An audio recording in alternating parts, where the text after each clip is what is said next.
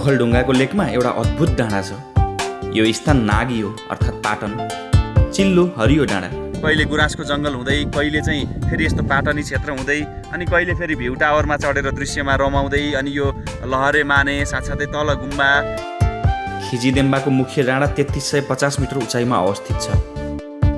यो डाँडाको चुचुरोमा एउटा स्तम्भ छ। यो सम्बन्धी रोचक प्रसङ्गहरू सुन्न पाइन्छ यहाँ। कसैको भनाइअनुसार चाहिँ अब यो रोचक छ, फेरि यहाँ मुनि चाहिँ सुन खानी अथवा सुन भएको कारणले यो स्तम्भ छ भन्ने पनि कुरा छ।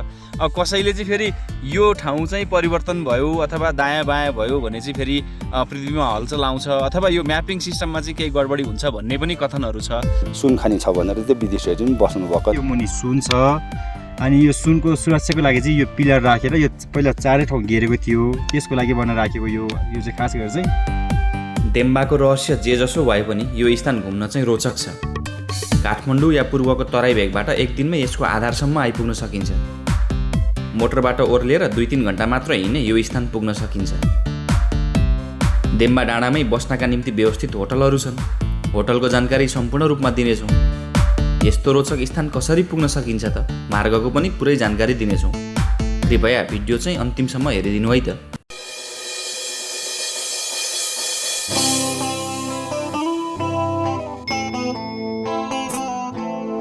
हाम्रो देम्बा डाँडातर्फको यात्रा सुरु हुन्छ सिन्धुलीको खुरकोटबाट। खुरकोटबाट सुनकोशी तरेर हामी रामेछाप जिल्ला छिर्छौँ। तामाकोशी नदीको तिरैतिर अघि बढ्छौँ। साँगुटार भन्ने स्थानमा लिखु नदी भेट्छौँ र फेरि लिखुको किनारै किनार भएर अघि बढ्छौँ। ओखलढुङ्गाको पोकली झरना, यसलाई नेपालको दोस्रो अग्लो झरना पनि भनिन्छ। पोकली घुमिसकेर हामी देम्बातर्फको यात्रामा निस्कन्छौँ।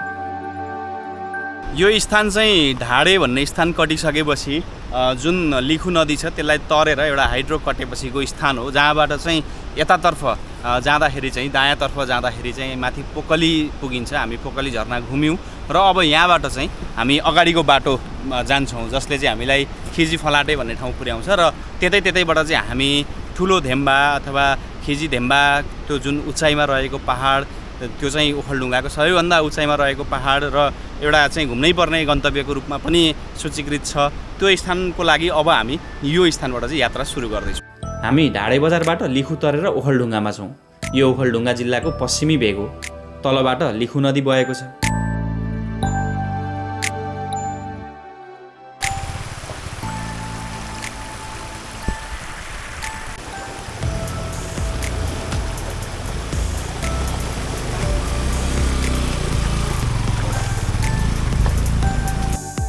बर्खायाममा सडक कतै अप्ठ्यारो पनि छ, कतै सहजै छ।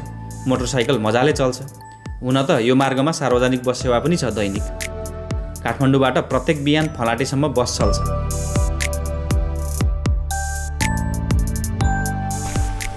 अहिलेसम्मको बाटो एकदमै अप्ठ्यारो छ। कहिले बाइक ठेल्नुपर्छ, कहिले बाइकबाट उत्रिनुपर्छ, कहिले हिँड्नुपर्छ, कहिले बिसाउनुपर्छ। एकदमै अप्ठ्यारो र धेरै उकालो बाटो छ। बाइक ल्याउन गाह्रो भन्ने शब्द प्रयोग गर्नुपर्छ अहिलेसम्मको स्थितिमा।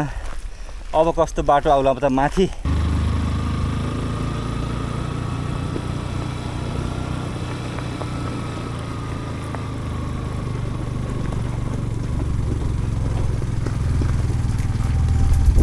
यता चाहिँ फेरि कालोपत्रे सडक पाइयो। निकै सजिलो भइहाल्छ कालोपत्रे हुँदा त। हेरौँ कहाँसम्म छ यस्तो सहज मार्ग।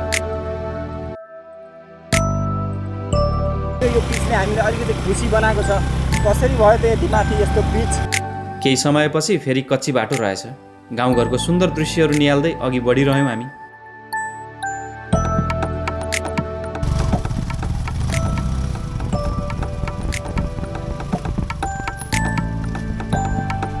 बाटो छेउ यस्तो सुन्दर दृश्यहरू देख्न पाइन्छ। कञ्चन गाउँ बस्ती र हरियाली दृश्य छन् सबैतिर। हामी ओखलढुङ्गा जिल्लाको खिजीदेम्बा गाउँपालिकामा छौँ। ओखलढुङ्गाको पश्चिमी भेग हो यो। गाउँ बस्ती सुन्दर देखिन्छन्। परम्परागत प्रकारका घरहरू, प्राय सुनसान नै छन् गाउँघरहरू। हिउँदमा निकै सहज मार्ग। हाल मध्य बर्खामा चाहिँ केही हिलो रहेछ, तर पनि खासै अप्ठ्यारो भने भएको छैन। यस्तो गाउँघरहरू बिच टक्क अडिएर हेर्न मन लाग्छ। बेग्लै अनुभूति दिलाउँछ यस्तो स्थानले।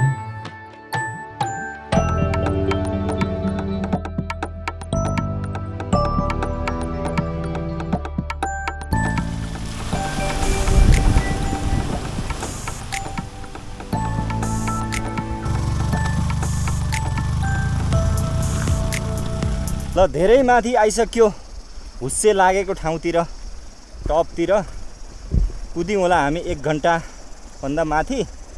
अब आधी घन्टा या 40 मिनट छ फल्याटे पुग्न भन्ने यहाँ कुरो आयो। लु जाउँ जाउँ। हाम्रो आजको बास फलाटे भन्ने बजारमा हुनेछ। ठुलै बजार क्षेत्र छ अरे फलाटेमा। हामी धेरै उचाइ चढ्यौँ। यहाँ आइपुग्दा चिसो चिसो महसुस हुन थाल्यो। अब लगभग फलाटे नजिक आइपुग्न लाग्यौँ हामी। एकछिन झ्याप्पै बाइक रोकेरै उत्रियौँ हो पानी खानलाई। साह्रो तिर्खा लाग्यो। 2टा धारा रहेछ यता र उता। यो धारामा चाहिँ एकजनाले पानी आउँदैछ। तल पनि एउटा धारा रहेछ त, भाइले मोचा धुँदैछ। हामी फलाटे बजार आइपुगे जस्तो छ। ठुला ठुला भवनहरू देख्न थाल्यो। हामीले सोचे भन्दा ठुलो बजार रहेछ, या भन्नु सहर नै रहेछ फलाटे त। हाम्रो बास यही हुनेछ आज। याद रहोस्, काठमाडौँबाट खुरकोट मन्थली हुँदै दोलखा जाने बाटोको हाल्दैबाट धोबी भन्ने स्थानतर्फ बाटो मोडिन्छ। धोबीबाट सिरिसे ढाडे हुँदै यो स्थान आइपुगिन्छ। काठमाडौँबाट मोटरसाइकलमा 7-8 घन्टामा मजाले आइपुग्न सकिन्छ। चाबेलबाट फलाटे जाने गाडी हरेक बिहान छुट्छ। पूर्वी अरनीको गाडीले 7सम्ममा यो स्थान ल्याइ पुर्याउँछ। हालको प्रति व्यक्ति गाडी भाडा रु 1400 रहेको पाइयो। फलाटेमा सुविधा सम्पन्न होटलहरू खुलिसकेका रहेछन्। हामी यहीँको नोर्लाई शेर्पा होटलमा बस्ने भयौँ आज। हिजी फलाटे बजार भन्नाले यो चाहिँ एउटा सुनुवारहरूको सभ्यता चाहिँ यो चाहिँ जमानादेखि नै यहाँ चाहिँ सुनुवार समुदायहरूले सिँचाइ गरेर खाएको इतिहास यहाँ पाइन्छ। हाम्रो गन्तव्य देम्बा डाँडाको आधारमा रहेको प्रमुख बजार हो फलाटे। फलाटेलाई खिजी फलाटे र देम्बालाई खिजी देम्बा पनि भनिन्छ। यो खिजी फलाटे खिजी देम्बा गाउँपालिकाको केन्द्र हो। खिजी फलाटेमा पर्यटकका निम्ति चाहिने भौतिक सुविधाहरू प्रशस्त रूपमा उपलब्ध छन्। विद्युत, इन्टरनेटका साथै ब्याङ्किङ सुविधा पाउन सकिन्छ। बस्नका लागि स्तरीय होटलहरू छन्। यहाँबाट देम्बा डाँडा साथै पिके पिकको पनि यात्रा गर्न सकिन्छ। अलिकति माथि चढेपछि देम्बा डाँडा छ। देम्बा डाँडाको उचाइ तपाईँको 3350 मिटर हाईमा छ। देम्बा डाँडाको सुन्दरता चाहिँ देम्बा डाँडाबाट तपाईँ आनन्दले सुतेर चाहिँ सगरमाथादेखि लिएर अन्य हिमालहरू तपाईँहरूले अवलम्बन गर्न सक्नुहुनेछ। त्यहाँ कुनै पनि हाई अल्टिट्युडको त्यस्तो रिक्सहरू हुन्न।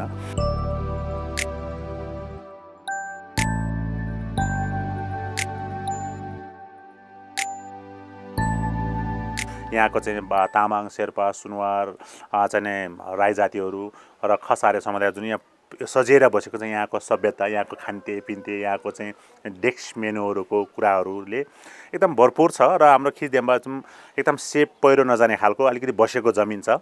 यो आफैमा सुन्दरता छ। र यहाँबाट देम्बाबाट हुँदै सगरमाथा आदर्श शिविरसम्मको चाहिँ पैदल मार्ग पनि चाहिँ घोषणा भएको छ।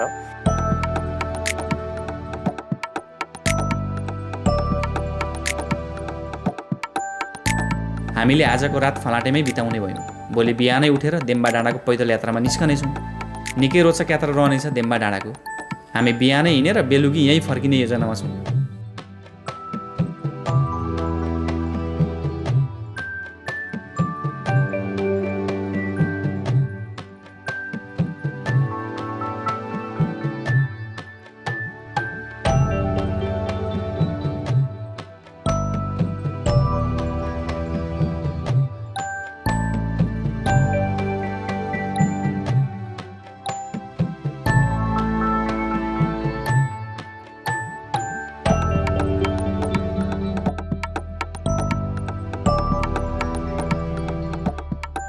आज बिहानै लगभग 5:30मा नै हामी अगाडि बढ्दैछौँ माथि देम्बा डाँडातर्फ।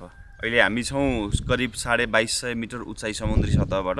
आज हामी 1000 मिटर माथि उक्लिनु पर्ने हुन्छ। तर बाटो चाहिँ करिब 4 घन्टा या 3 घन्टाको हुनसक्छ हाम्रो लागि। हेरौँ कति समय लाग्छ। बिचमा साह्रै सुन्दर दृश्यहरू, गुम्बाहरूको, गाउँहरूको देखिन्छ। त्यो हामी हेर्दै हेर्दै अगाडि बढ्नेछौँ। फलाटेबाट अघि बढ्न मोटर बाटो त छ, तर हामी 3 जना पैदलै हिँड्ने भयौँ। यता उत्तरपट्टि देम्बा डाँडा उक्लिने बाटो अब गयो। करिब 3 घन्टा 3.5 घन्टाको हिँडाइ हुन्छ हाम्रो माथि देम्बा डाँडासम्म। उडो भागो भागो छेकुम। अब मलाई देखेर तर्सिन्छ है यो फेरि गयो। देम्बा डाँडा पुग्न फलाटेबाट भन्ज्याङसम्म मोटर बाटो नै छ। मोटरसाइकलका साथै बस नै पनि पुग्न सक्छ भन्ज्याङसम्मै। हामी मोटरसाइकलमा आएको। यहाँबाट पथ प्रदर्शक मित्र सोनामजी जोडिनु भयो। त्यही भएर हामी 3 जना पैदलै हिँड्न सुरु गर्यौँ। मोटरसाइकलमा भन्ज्याङ पुग्न 15 मिनट जति मात्र लाग्ने थियो। हिँडेर सायद 45 मिनटमा त पुगिएला त्यहाँसम्म।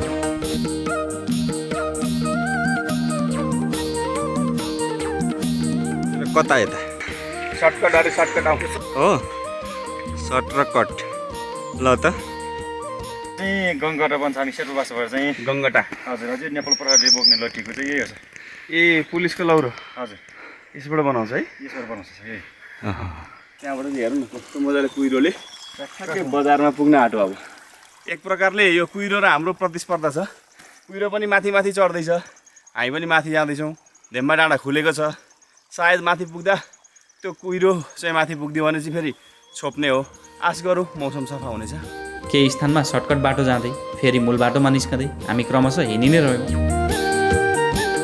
एका बिहानै हिँडेको हामी घाम धरतीमा झरिसकेको छैन। हामी आइपुग्यौँ भन्ज्याङ। यहाँ पनि होटलहरू भएको सानो गाउँ रहेछ। अब यहाँबाट चाहिँ वास्तविक पदमार्ग सुरु हुनेछ देम्बा डाँडाको। मूल सडक बाटो अन्त कतै जाने रहेछ।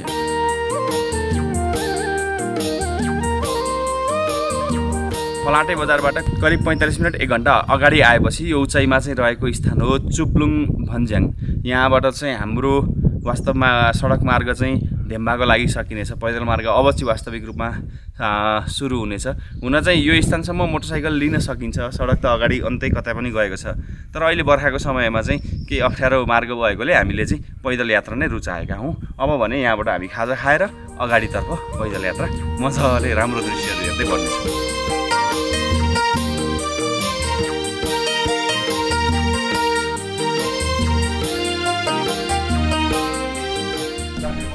यहाँनेरि ब्रेकफास्ट गर्ने हो साउजी ठिकै छ नमस्कार नमस्कार नमस्ते आराम कुशल है हजुर एकदम आराम हामीलाई अब एकदम हेल्दी ब्रेकफास्ट दिनु न त माथि डाँडा चढ्नुलाई ल हेल्प हुने खाले है स्योर स्योर ल ठिकै छ भाइ बस्यो सर आउँदै हुनुहुन्छ भाइ नामले सम्बोधन चम्पा भनेको साथीको चम्पा भन्ने नामले सम्बोधन गर्छ चम्पा हो भाइ लु खाऊ उहाँ जस्तो गिलो बनाउनु पर्ने रहेछ क्या चम्पा खाएर चाहिँ अगाडि बढ्यौँ हुस्सेले अलिकति रिस उठाउँदैछ तर केही छिनपछि खुसी बनाउला भन्ने आशा सायद गुटुङटुङ लागौँ लु यहाँ बौद्ध देखियो लु जाउँ त कस्तो सुन्दर बौद्ध 80-90 वर्ष पुरानो बौद्ध यो पनि 80-90 वर्ष पुरानो है यसलाई फेरि बनाएको यो कलर मात्र लागेको हो तर यसमा बनाएको चाहिँ होइन यो पहिल्यैदेखि नै नेचुरल यो पहिला जस्तो पुरानो बौद्ध हेर्दा पनि निकै आकर्षक। यसकै छेउबाट माथि देम्बा जाने पदमार्ग गएको छ।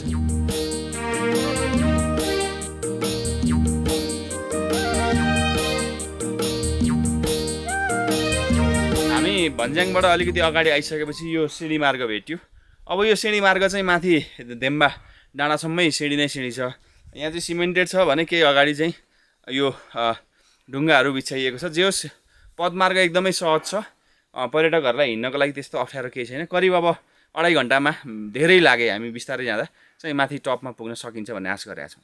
हाम्रो शेर्पा समुदायमा शेर्पा विशेष तामाङ समुदायमा चाहिँ अब के गरेर मान्छे मरेको छैन उहाँको सम्झनामा चाहिँ यस्तो बनाउँछ बिसानो त्यो चाहिँ चौतारा भनिन्छ। कति रमाइलो हरियाली स्थानबीच बढेको पदमार्ग भुइँभरि भुइँफुल फुलिरहेका परसम्म। ल हुस्से लागेको छ झ्याप्पै हामी हिँड्दैछौँ बिस्तारो बिस्तारो अलि माथि फेदी आउँछ धुम्बा फेदी त्यहाँ एकछिन बिसाउँछौँ है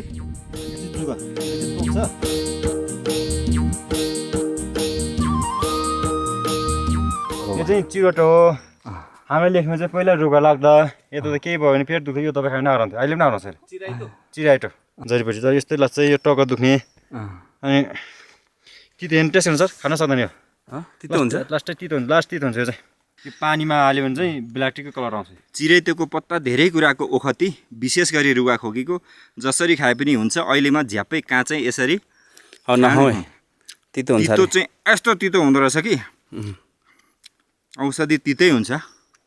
हाम्रो धेर खानु हुँदैन जडीबुटी। यो गुराँस चाहिँ थोरी थोरीको छ यहाँ अब लगभग 30-35 थरीको गुराँसहरू छ यहाँ त चाहिँ अब यो अहिले चाहिँ फुल्ने सिजनमा फुल चाहिँ थोरै फुल्छ यिनीहरूको यो सबै रङ्गी चङ्गी हुन्छ।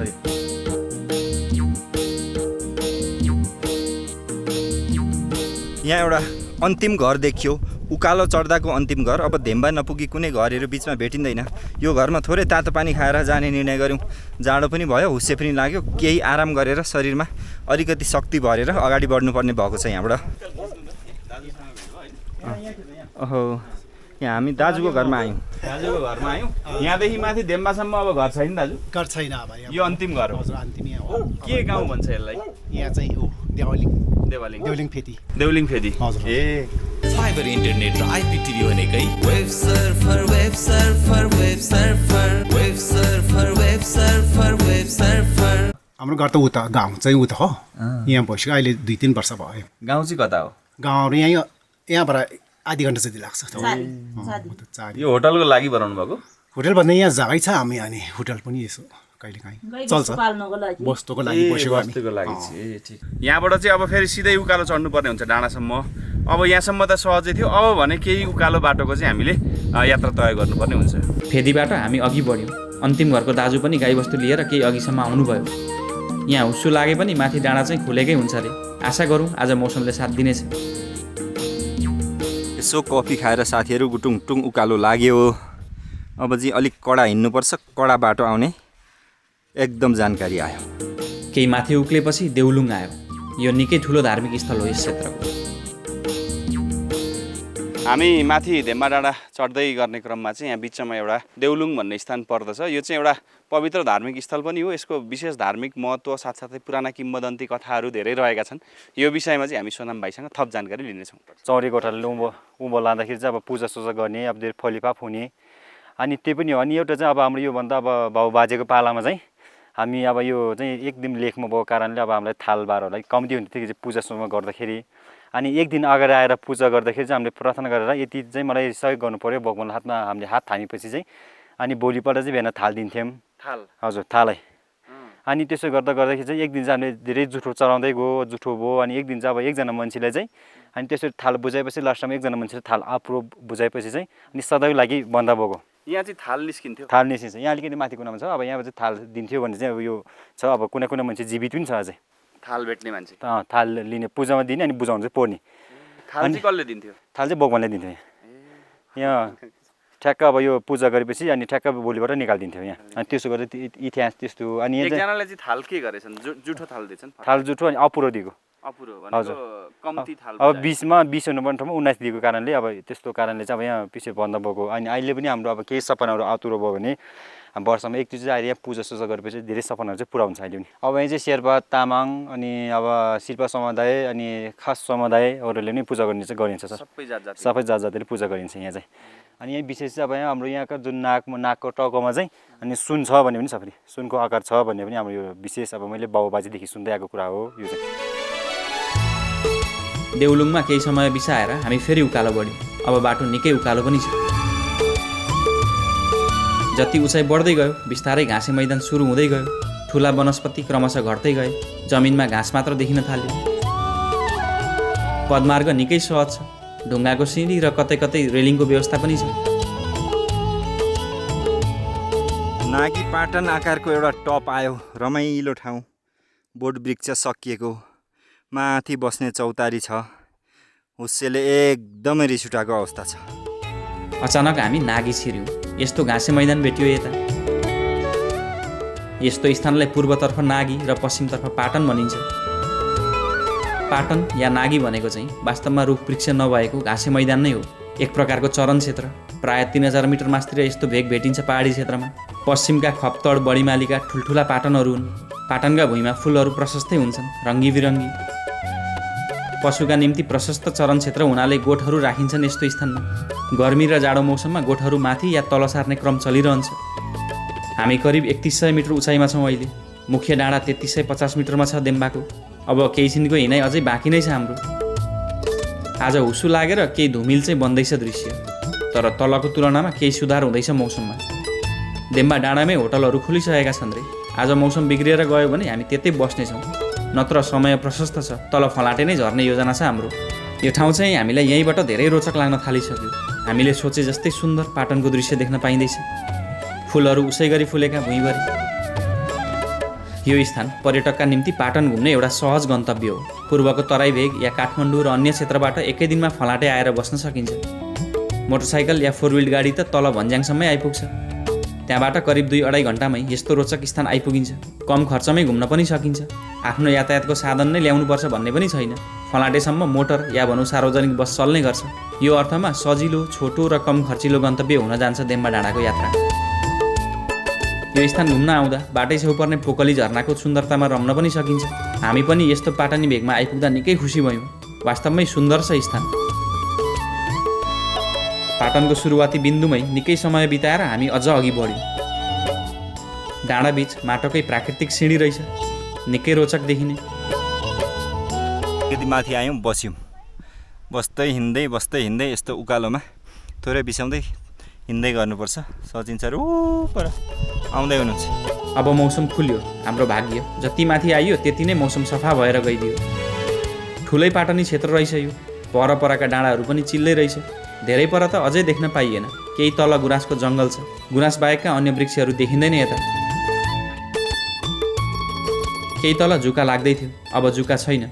मेरो अनुभवमा चाहिँ 3000 मिटर उचाइ नागेपछि जुका लाग्दैन। सायद धेरै चिसोमा जुका बाँच्दैन होला। हामी अब देम्बाको उच्चतम बिन्दु पुग्न लाग्यो।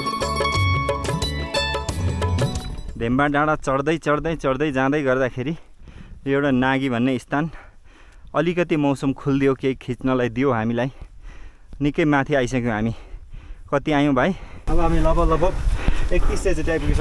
3100 आइपुग्यौँ। हामी पुग्नुपर्ने 3300 होइन त? ओहो 3350 हो, जारी छ।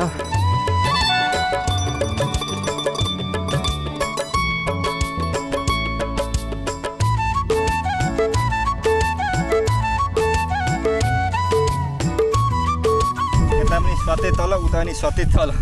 त्यसको टुप्पोमा चाहिँ यसरी झार टेक्दै हिँडिँदैछ। माथि देख्यो गुम्बा डाँडा, त्यसको टावर पनि देख्यो। हुस्सेले अलिकति छोपो डिस्टर्ब गर्यो हिँड्नलाई। पहिला हामी होटलमा जान्छौँ, भोजन गर्छौँ, त्यहाँबाट माथि डाँडामा चढ्छौँ। देम्बा डाँडा ओखलढुङ्गा जिल्लाकै सबैभन्दा उच्चतम भाग पनि हो। समुद्री सतहबाट 3350 मिटर उचाइमा रहेको छ देम्बाको चुचुरो। अब थप रोचक दृश्यहरू देख्न पाइनेछ पक्का।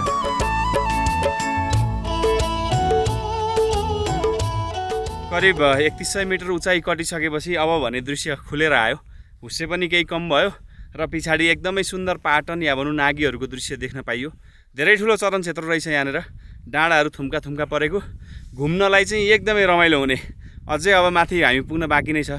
करिब आधी घन्टाको बाटो रहेको होला अझै। त्यहाँ पुगेपछि त मौसम खुलिदियो भने झन् मजाको दृश्यहरू देख्न सकिन्छ। देम्बाको पूर्ण नाम चाहिँ खिजी थोले देम्बा रहेछ। सुनुवार भाषामा खी भनेको घर र जी भनेको पितृको नाम रहेछ। थोलेको अर्थ चाहिँ उच्चा या अग्लो भन्ने हुन्छ। देम्बा भनेको थुप्रिनु या जम्नु भन्ने हुँदो रहेछ। खिजी थोले देम्बा नेपालको 7वटा प्रमुख डाँडाहरूमध्ये एक हो।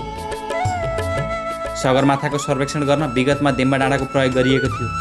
मौसम खुल्दा यस स्थानबाट सगरमाथाको अति उत्तम दृश्य देख्न पाइन्छ।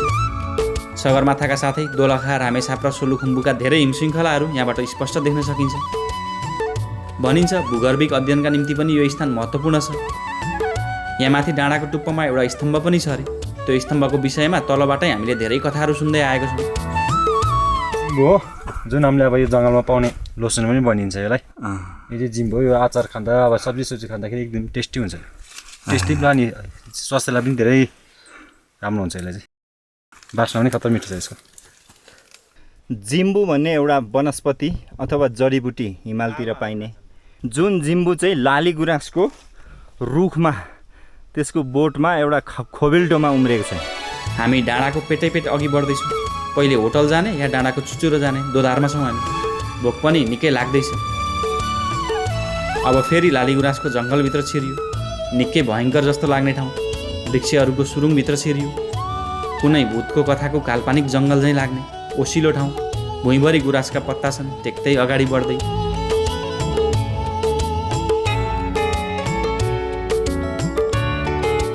झ्यापको साथले जङ्गलको सुरुङ काटेर चाहिँ यस्तो पाटनमा चाहिँ पाइला राखियो।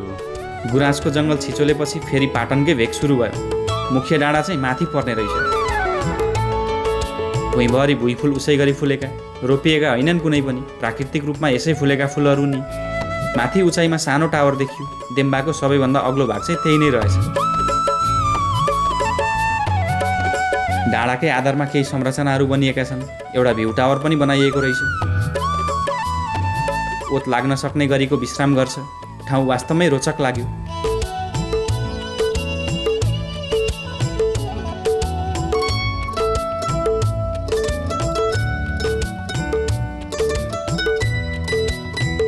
ढेम्बा डाँडा मैले सोचे भन्दा अत्याधिक धेरै सुन्दर स्थान रहेछ।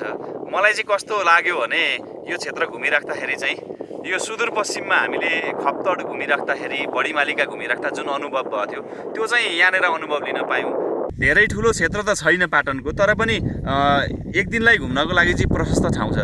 यहाँ परदेखि कहिले गुराँसको जङ्गल हुँदै, कहिले चाहिँ फेरि यस्तो पाटनी क्षेत्र हुँदै, अनि कहिले फेरि भ्यू टावरमा चढेर दृश्यमा रमाउँदै, अनि यो लहरे माने साथसाथै तल गुम्बा अनि मानेहरू, एकदमै रोचक एकदमै रमाइलो दृश्य चाहिँ यहाँबाट हेर्न सकिन्छ। ठाउँ वास्तवमै रोचक लाग्यो। कता कता हामी पश्चिमतिर घुमेको पाटनहरूको झझल्को दिइराख्ने, तर यो ठाउँको आफ्नै विशेषता छ। नेपालका सबै भेगहरू आफैमा सुन्दर त छन् नै, तर यस्तो पाटन या नागीले हर कोहीको मन हर्ने गर्छ।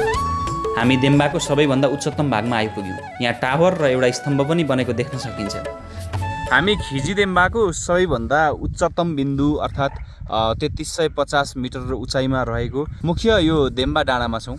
यहाँ चाहिँ यसको मुख्य आकर्षण चाहिँ एउटा यो स्तम्भ पनि रहेको छ, र यो स्तम्भको विषयमा चाहिँ धेरै चाहिँ रोचक कथाहरू किम्वदन्तीहरू चाहिँ स्थानीयबाट सुन्न नि पाइन्छ।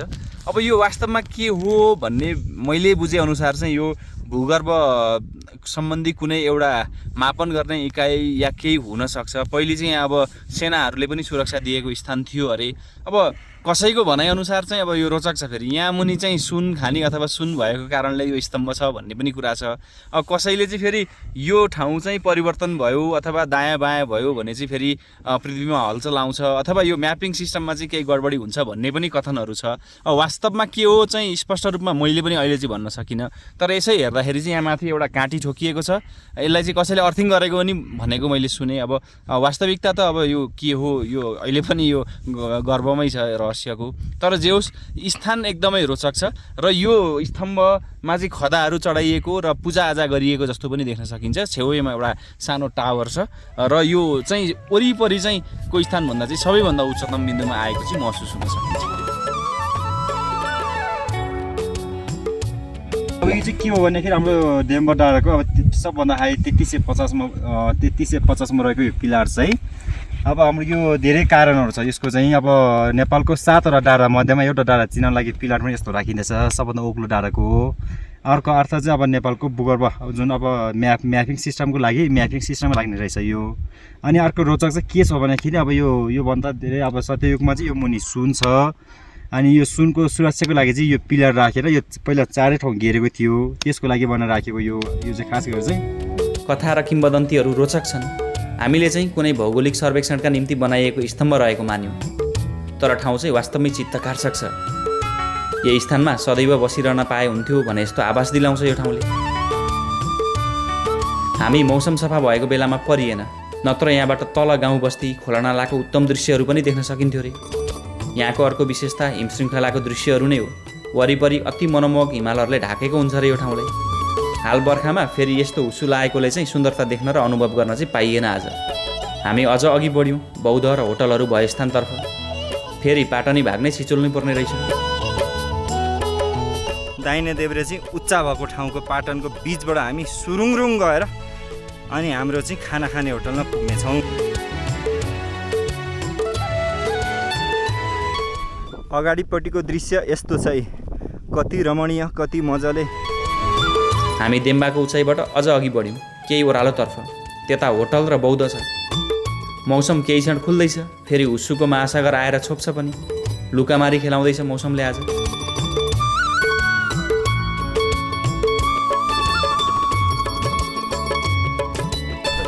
माने भन्छ यसलाई। अब धेरै पुरानो वर्ष अब बाबु बाजेपालदेखि बनाएको, धेरै पहिलेको। यो चाहिँ यस्तो सर हामीले अब धर्मको लागि हो यो चाहिँ। हजुर, धर्मको लागि अब यो भित्र मूर्तिहरू, यो भित्र छापर भनेर धेरै भगवानहरू हुन्छ। अनि हामी यो संरक्षण गरेर एकदम पुरानो माने हो यो पनि, एकदमै धेरै पुरानो माने। हजुर, यो संरक्षण गरेर यो ढुङ्गाहरू चाहिँ यो कहिले बनिएको होला है? कहाँबाट ल्याएको? लगभग 100 वर्ष पुरानो हो सर यो। हजुर, यो धेरै वर्ष पुरानो। बाबु बाजेपालादेखि हो यो, एकदम पुरानो।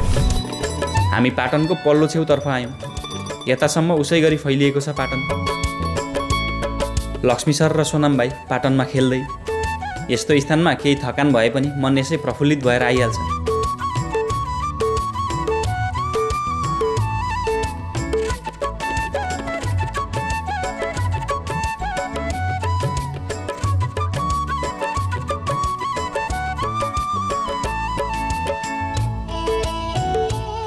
हामी होटलतर्फ बढ्यौँ फेरि।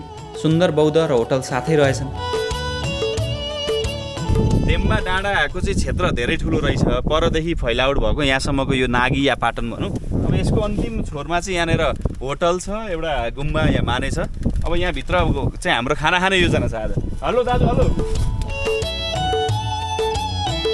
हामीलाई लगभग तल फलाटे बजारबाट यो देम्बाको चाहिँ यो होटल र गुम्बा माने भएको स्थानमा आइपुग्नलाई करिब 3-3.5 घन्टाको समय लाग्यो। हामी बिस्तारो आयौँ, केही क्षेत्रहरूमा बिसाउँदै पनि आयौँ।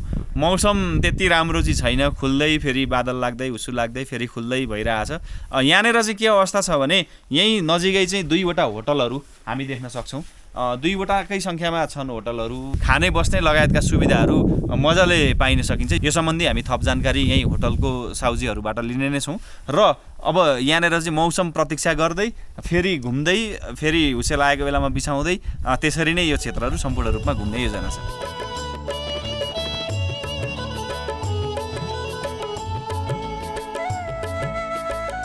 यहाँ डाँडामा रहेको एउटै मात्रै वासस्थान होटेल, जहाँ चाहिँ खाने बस्ने सुविधा छ मजाले। माथि रुमहरू छन्। यो डाइनिङ हल हो।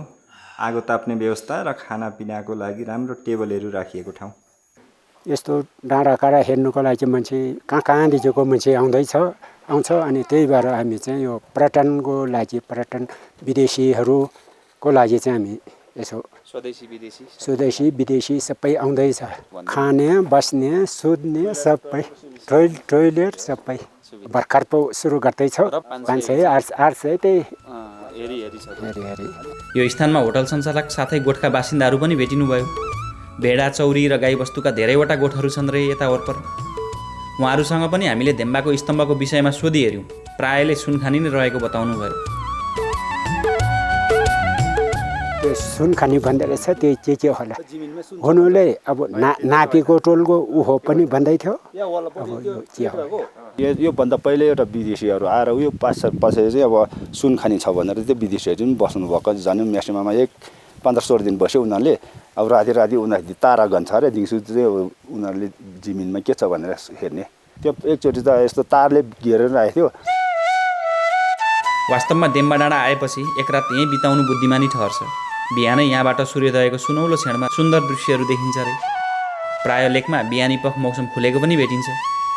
यो स्थानबाट हिमशृङ्खलाको सुनौलो दृश्य बिहान नै उत्तम हुने रहेछ। यस्तो शान्त स्थानमा बस्दा यसै पनि मानसिक शान्ति मिल्ने गर्छ। यहाँ बाँकी रहेका अनुभव चाहिँ यहाँहरूले आफै यात्रा गरेर लिनुहोला। केही त यहाँहरूको निम्ति पनि छोड्नै पर्ला। सबै थोक हामीले देखाउँदा सस्पेन्स नै नरहला। यहाँ आउँदा नजिकको गुम्बा पनि भ्रमण गर्नुहोला। हामीले चाहिँ आज नै यहाँबाट फलाटे झर्ने योजना बनायौँ।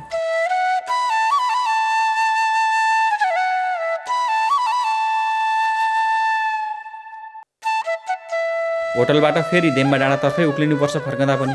पूर्वको यो डाँडाको चाहिँ म खुलेरै प्रशंसा गर्छु। मौसमको कारण हामीले सोचे जस्तो दृश्य अझ देख्न पाएनौँ, तर यतिमै सबथोक पायौँ हामीले। फर्कँदा फेरि फुलहरूमा रमायौँ, पाटनहरूमा खेल्यौँ, भेडाहरू चरेको दृश्य टोलाएरै हेऱ्यौँ र यतिमै यहाँहरूसँग पनि बिदा माग्यौँ। भिडियोको अन्तिमसम्म रहनु भएकोमा यहाँहरू सबैलाई धन्यवाद। नमस्कार।